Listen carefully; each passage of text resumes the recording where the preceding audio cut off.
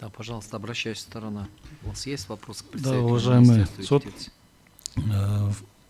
уважаемый представитель Министерства юстиции, вы в своем возражении указали, что, то есть прописали пункт 20 статьи 5 Уголовно-процессуального кодекса. Вы сами указываете, что на установленные по делу факты нарушения закона.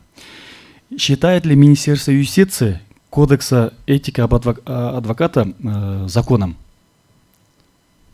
Кодекс этики, профессиональной этики адвоката является ли законом? Нет, это не является законом, это акты адвокатуры, они не входят. О каких законах тогда речь идет? Здесь об УПК идет речь? Нет. Вы же указываете, что в случае нарушения, факт нарушения закона. Вот я хотел узнать, о каких нарушениях закона речь идет?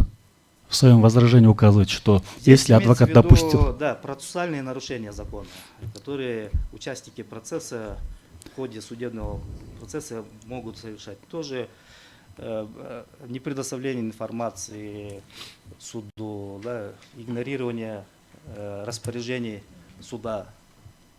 Это все это нарушение закона. Хорошо, последний вопрос. Скажите, пожалуйста, как относится Министерство юстиции, чтобы у апелляционной инстанции была возможность разрешить частное определение, обжалованное частное определение? Больше нет вопросов. Я же сказал, что в данном случае лица не лишаются судебной защиты, то есть права на обжалование.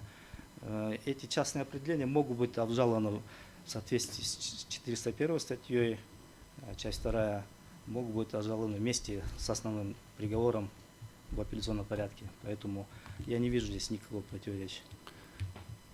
Уважаемый суд, разрешите конкретизировать вопрос? Да, пожалуйста. Я хотел...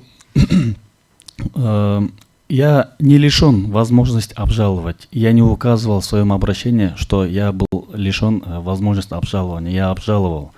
Я здесь хотел узнать позицию Министерства юстиции, поскольку в Уголовном процессуальном кодексе не предусмотрено полномочия апелляционной инстанции разрешения частного определения. Как относится Министерство юстиции, что у апелляционной инстанции нет возможности принять решение в рамках обжалованного частного определения? Вопросов нету.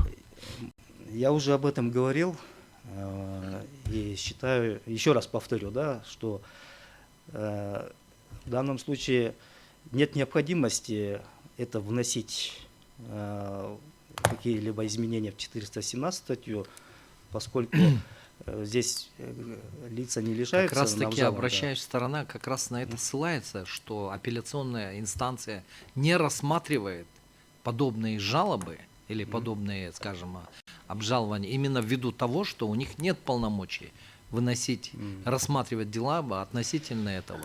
Потому что в 417 это не предусмотрено. Статья, которая как раз таки регулирует, по каким вопросам апелляционная инстанция имеет право выносить решение.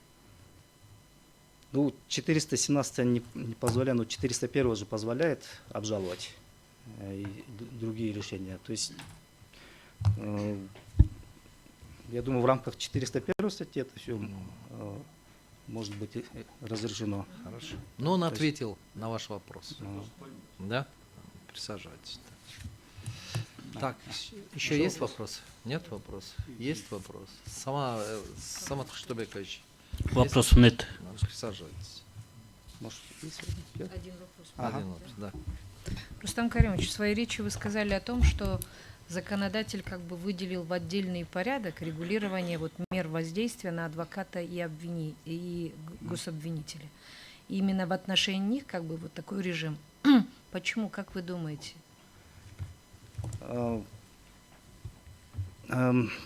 Получается, в отношении, то есть вот этой меры процессуального воздействия в виде штрафа или удаления из суда применяется ко всем участникам процесса, кроме, да, обвинителя и адвоката, поскольку без этих двух так скажем, процессуальных лиц, само судебное производство невозможно, да, и продолжать его невозможно.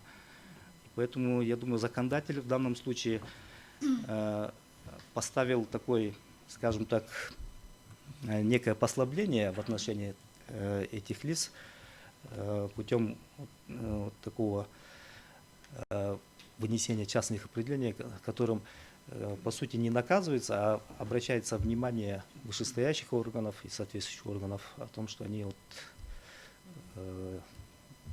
каким-либо образом нарушают закон. Еще один вопрос тогда в связи с этим. И вы, как вы отметили, что есть меры воздействия разные. Удаление, денежное взыскание, вынесение частного определения. Да? В данном случае 401 предусматривает обжалование еще и других мер, кроме частного определения, по вашему мнению? 401 часть 2 там указывается о том, что могут быть и другие судебные решения обжалованы. Соответственно, это может быть кроме частных и другие иные, да, охватывает, да. Еще вопросы? Присаживайтесь.